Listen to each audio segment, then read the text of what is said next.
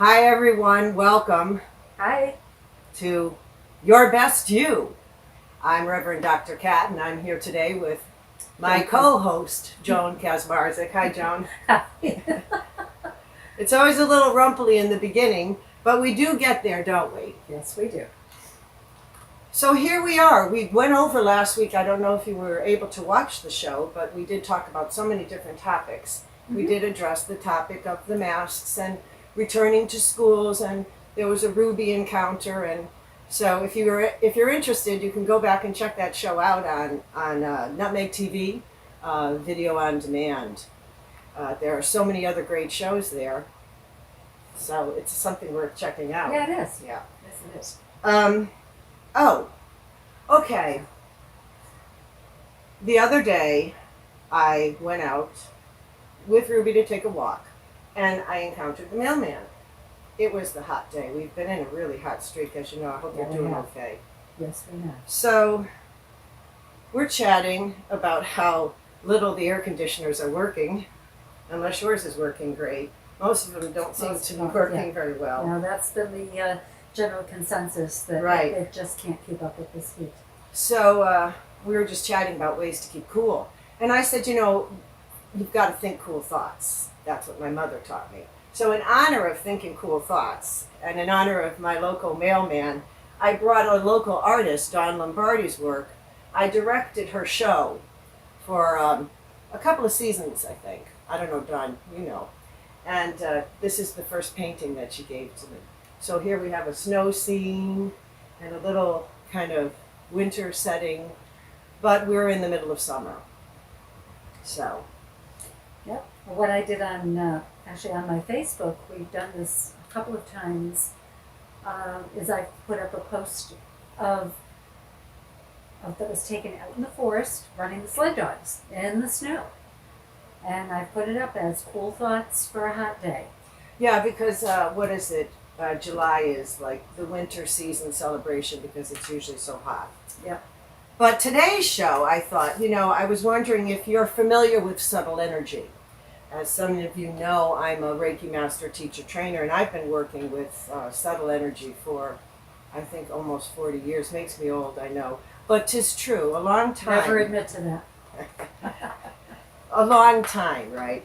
So, That's right. Subtle energy is an interesting and fascinating topic. I brought the Mayo Clinic book. I don't know if you're going to see this straight or if it's going to flip on you, but we're familiar with that name, the Mayo Clinic. And in that book, this is an old version. They had energy medicine in there, and that solidified and validated it for me. So alternative energy medicine is great for a substitute and a complementary medicine, depending upon, chat with your doctor and see what they say. But it's an interesting field, and it's certainly burgeoning, and it's continuing to grow as each decade passes. Yes, it's becoming much more accepted and actually embraced as time goes on. Yeah. Because I've been at it for a long time, and so many times just hearing that it wasn't a reality, but it is now. And basically, subtle energy is an energy medicine, and it's one of the series of psychospiritual constituents of our living being. There are three main systems of subtle energy. We have meridians, we have the chakras, which you've heard me and Joan, you've talked about quite a bit on Your Best You. Yes. And the auras, okay? So I thought I'd spend this show and perhaps next show as well to talk about and illustrate some ways to access the chakras and the subtle energy levels within your own body so that you too can be able to find a different way of being in relationship with your whole psycho-spiritual cellular self, I suppose. It's a life force energy. And getting in tune with you. Right, get in tune with your best you, Yes. And especially now, I think now more and more they're talking about breath work. And what pranayama is, or the prana, is our life force breath. It's our inhale and exhale, okay? Mm-hmm. Right, so it's such a vital life force, and it's so amazing that this particular virus, its first primary attack is to go to that place of the respiratory, which is involuntary. It does this motion of breathing. We have conscious breathing, which is what we're going to do today. Mm-hmm. But we have an involuntary breath that keeps us alive. We don't lay in bed at night while we're sleeping going, I am going to think about breathing in my heartbeat. It all happens. It's a miracle. It really is. The involuntary nervous system. Exactly. So what happens when you work with your subtle energies is that you get a restoration of balance and a flow of energy between the mind, body, spirit, soul, so that you're humming on a good vibrational frequency. It's not woo-woo stuff. You don't have to be a hippie. This is real solid. There's tons of research on it, and more, clinical examples provide a path for people to feel confident to walk on it because it's well paved and secure. Yeah. Okay, so, the ones who pioneered it, they created it, laid the bricks, for us to go over the bridge or whatever. And subtle energy body within us, which I brought a little picture of. I don't know if I'm going to get this in or not. Maybe not, maybe yes. But it's crazy, but it's a subtle body within us. And we have a lower and an upper, and in the middle is the heart, okay? So within these, what would be called spiraling vortexes within the center column of our body are the main chakra energy centers. And throughout our body are so many more. The meridians are those almost like ley lines that run through the body that you can access through acupuncture, acupressure, pressure points, tapping. We'll do a little bit of that. I've actually had acupuncture myself many years ago for back pain, and it works. Yes. So it works amazingly. Well, it frees up blocked meridians. Okay. So then we have. So as I said, the meridian is the first one, and on your feet. I don't have a foot chart here, but on your feet, if you just pressed points on your feet, they travel through your whole body. So you have your heart and your other organs and your skeletal system and your respiratory system. Same with your hands. They're mapped and we can access them. And that would be a pressure point, or with the acupressure and acupuncture, which is with the puncture point. I like pressure. I work with pressure myself. You had a pair of shoes that had the knobby shoes. The knobby shoes, yeah. So if you just press the center of your foot or the outside edges of your foot, anytime you're paying attention to your feet, I think I noticed as people get older, the older people get, the less attention they pay to their feet. And it's one of the first places where a doctor will look to see what's going on with our health, teeth, your feet. You can tell a lot about what's going on. So the tapping, Joan, I'm going to have you just show everyone. Basically, you would just be doing simple tapping. In other words, you're just going to tap little points along your body. Now, as you can imagine, you're not going to do it with a hard tap, just a gentle tap.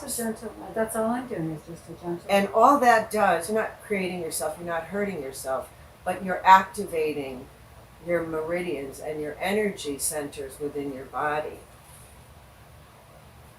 I've known individuals who like to do the tapping across the head, and there are some who believe that the tapping is basically plastic surgery because it lifts. Okay, so you do tapping. All the tapping will it stimulates the muscles and then and lifts you can feel that when you do it. You can feel a certain energy. You can feel a certain almost like an electricity. Like when what do you that. felt with the With amethyst, the amethyst, crystals. yes, absolutely. I love holding the crystals. The Anyway. crystals are nice. I Yeah. love it. So the tapping, you know, if you even just think of your hands, and if you do the energy rub exercise where you rub your hands together, you know, and you keep rubbing them until you create a field of energy within your hands. And then as you release, you can feel that there's active airspace there, which is then can be molded and you can shape it into a ball and you can actually feel that it resists a little bit of it's just energy. But everything is energy. So And you can send that lovely energy to someone. yes, you can. You can, you know, place intentions into your energy field, as like would be even intercessory prayer is that type of a concept, you know. So the meridians are basically, it's like the energy highway of your body. And I have Ruby with me. Hi, Ruby. I think he's looking for a little water. I was correct.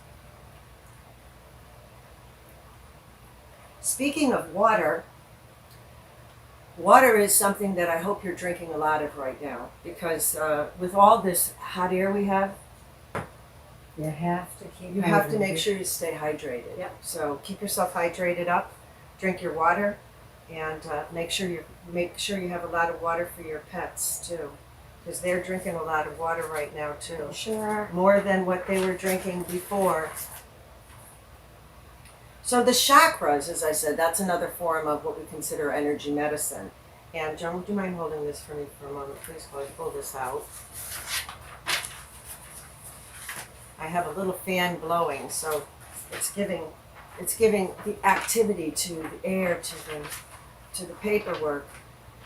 But in the chakra system, we have from the lower part of our self up to the crown self. This is our crown. This is our portal to the divine and connection. And think of it as strands of a pearl strands going down your body. Mm-hmm. Each place, there's a place, the third eye, the throat, the heart, the solar plexus, and then we get down into the sacral region and the pelvic floor. So you have the seven main forms within the body. Again, I'm coming in. I want to get a whiteboard, everybody, and do the whiteboard, but okay. So we'll see what you get to see. It may be all backwards and upside down, but you'll get the general idea.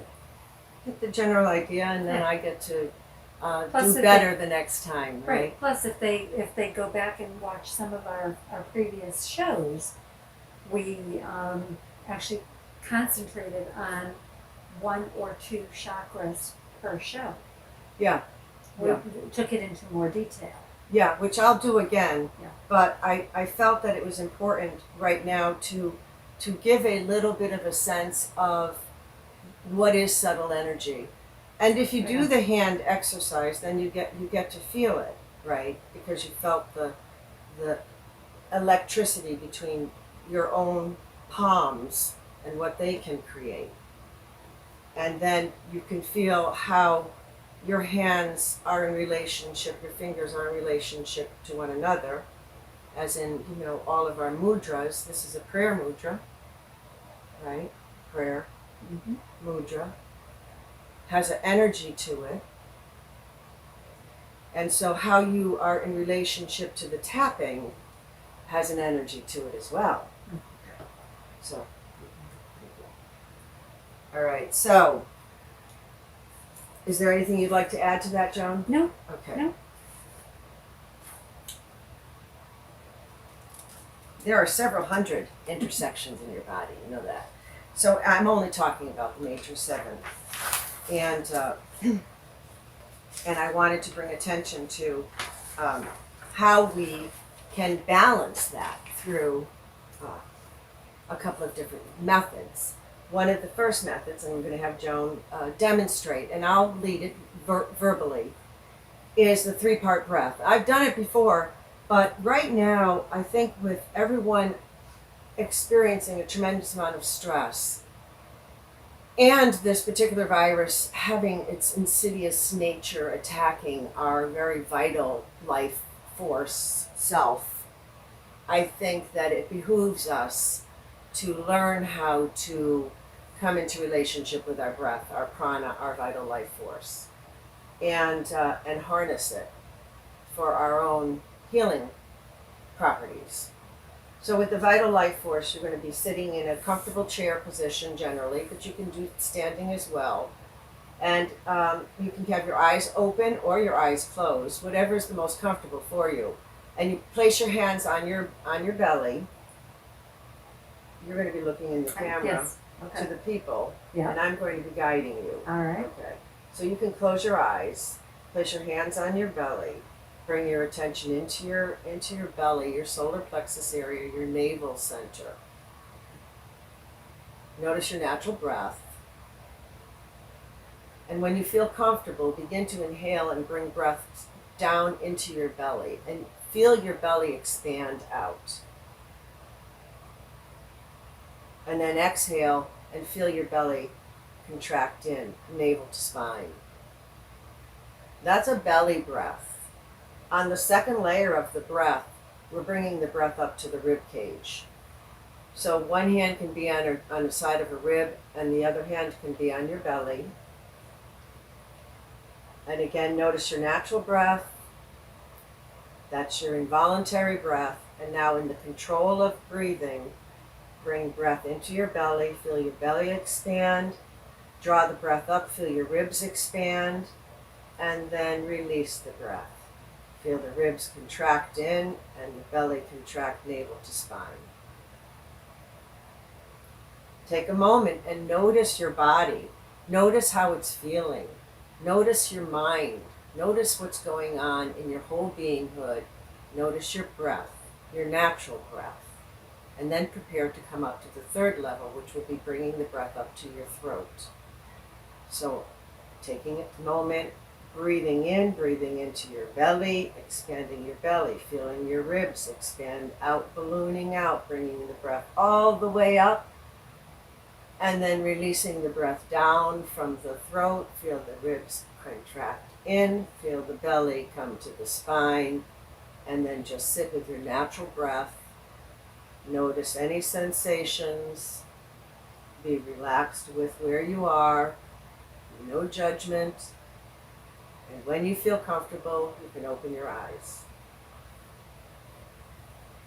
And then you can share with the viewers how you're feeling, Joan. It's a very different experience than your normal breathing, because you become much more aware of your body and of your breath. And there's this, and it does. Is that what is happening to you? You Yes. are becoming more aware of your body Yes, and your exactly. breath. Yes. Okay, so that's good. That's what I felt. Now, what you want to do is be really careful, and you want to always talk to your doctor about any kind of breathing. This isn't an intense, deep breathing pranayama exercise. There are several of those that are out there that can be done for all different purposes. This is just a simple, basic 3-part breath exercise. Right, and I was going to say it also brings much more oxygen to your head, to your mind as well. Yes, That's oxygen to something- the mind that's- is a good thing. Yeah, no, but that's something because of the deepness of the breath, it does stimulate. Your mind is affected as well. Yeah. In a good way. Yeah, well, there's actually a pranayamic breath. It's called a slow cleansing breath, but it's very aggressive. And I may do it later on in another show. But it's a slow cleansing breath, and it's all comes up into the head and it's expelled out. It's intense, but it does clear your head very quickly. I bet it was. Okay, so I know what that did for me as far as even just what we just did. Yeah. That was. Well, did you say you would feel relaxed? Yeah. Yeah. Oh yeah, you feel very relaxed, but I think you also feel much more in tune. It brings a different relationship. Right, and I had you close your eyes because Yes. you were doing with the camera, and I'm like, yeah, no, just No, I need you just in the can't- yeah, we experience, just can't- right? yep. So, But the thing about it is that you can do this with your eyes open. Mhm. So, in other words, nobody needs to know that you're doing a calming 3-part breath or a skull awakening 3-part breath or any kind of vital life ceremony that you're doing when you're standing in the grocery line. Yep. Or when you're standing in the airport line. Or even at work if you're having a really stressful... You know, when you're there with that mask and it's really kind of like getting a little irritating, Mm-hmm. you can go into a low-level kind of contemplative breath area where you're not doing so much shallow breath work, but you're doing a concentrated breath work, so you are getting some kind of benefit of a deeper level of that oxygen getting into your cells instead of just that shallow breathing that most people are familiar with doing all the time. Right. You know, the And especially or with the very, workout, heartbeat out of breath work, you know, instead of finding this kind of Zen, moderate, learning how to be in relationship with one's respiratory breath. System, Right.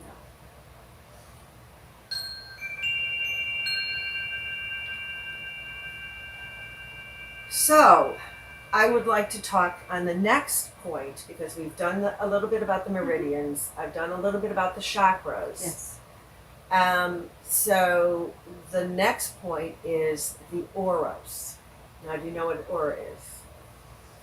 It's an energy force that you actually put off and it comes in different colors. Now, what are the chakras? Pardon me? What are the chakras? The chakras are different colors as well. Do you think that the aura and the chakras are connected? I think they're related. Yes, They are. I do. Yes, I do.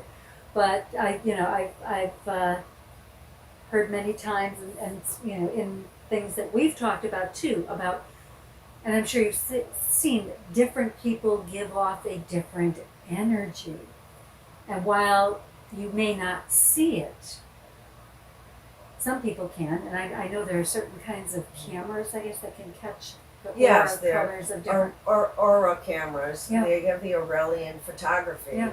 And they do pick up the color of your aura. Okay, let me just check our time. Okay. Do you know, or do you remember I'm coming in with the fan. We have about 2 minutes. Okay. Do you remember the color chart? It's Roy G. Biv. So it's red, orange, yellow, green, blue, indigo, violet. Okay, so they have, I'm going to do this very quickly and then we'll have to be closing. Okay. And we'll do more next week on this same topic.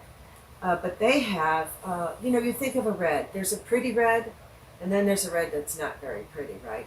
Same with the blue. There can be a really beautiful blue. Yes. Or a green can be so beautiful, but then there's a murky green.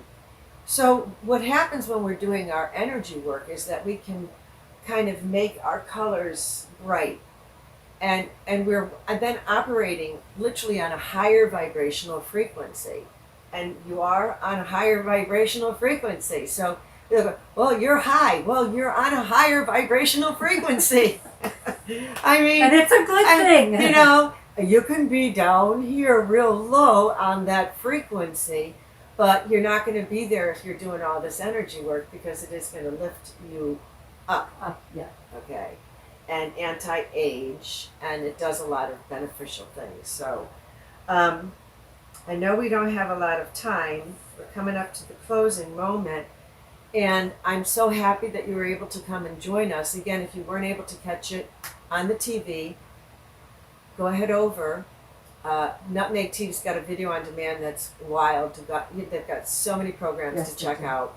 And Joni Sutter, thank you as always. Brian Biggie, thank you as always for all the help that you give us. We're grateful. And thank you, viewers, for coming. And, there would be no reason to do the show if you weren't here coming to watch. And, thank you very much. We appreciate it. Yeah. I hope that you learned a little bit today about your energy centers. We love doing this for you. And your subtle energy, and a little bit more about your chakras, and the wonderful demonstration for doing a 3-part breath. I hope to see you again soon. Take care. Until then, be your best you. Take care. Bye.